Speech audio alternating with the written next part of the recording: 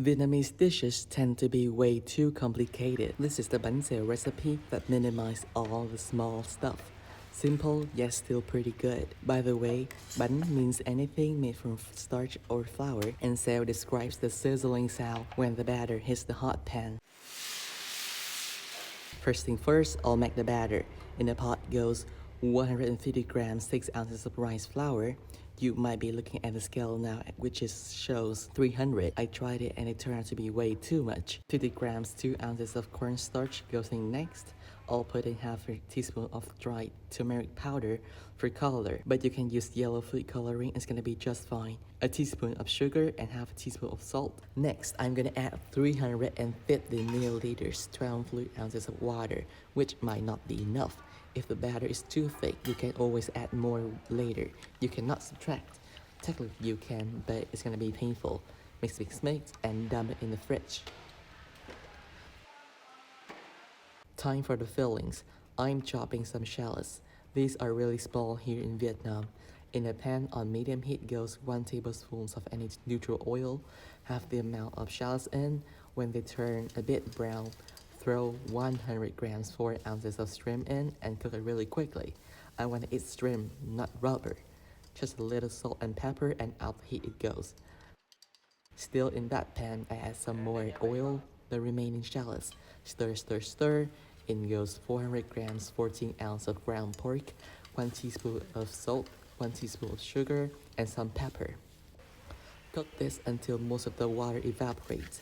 When it's on the verge of burning, I put the shrimp back in and everything out of the pan. Next, I'm gonna boil some water.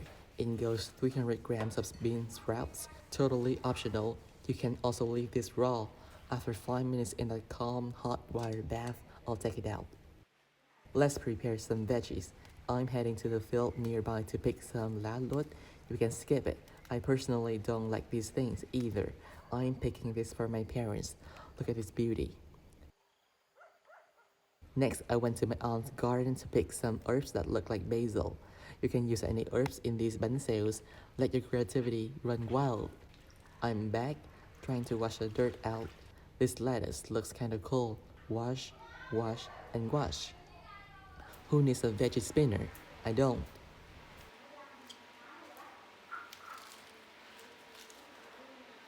Okay, here's the last step before frying. I already had 2 tablespoons of water in a small ramekin. I'll add 2 tablespoons of sugar, 1 tablespoon of fish sauce. That's a 2-to-1 ratio. Some fresh chili and that's it.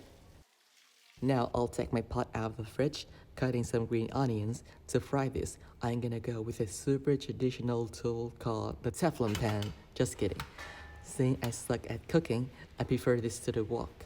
Anyway, I turn the mini gas stove on high heat, wait for it to be freaking hot, still under Teflon's safe temperature, which is around 346 degrees Celsius, 660 Fahrenheit. Don't forget to mix the batter again before any time you fry. I'll pour it directly into the clean pan, no oil yet.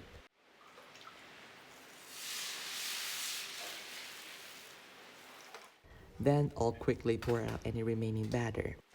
After the pan is back to where it should be, I'll use a very high-tech tool to drizzle some oil around the pan. Some boiled bean sprouts, pork, and shrimps. Don't forget to put them in on one half of the pan only. If you use raw sprouts, you want to cover the pan with a lid now. This is an example of the batter that is too thin. I might suck at cooking, but I did this mainly for educational purposes. I'll add 1 or 2 tablespoons of additional cornstarch and it should be fine. If the batter spreads way too slowly and becomes thick, you want to add some more water to dilute it, 1 or 2 tablespoons at a time.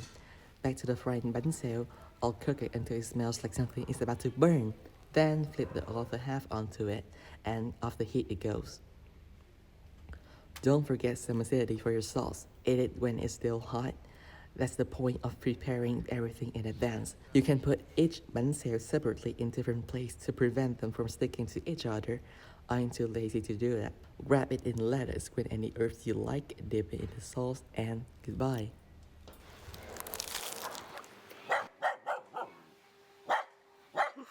So slippery.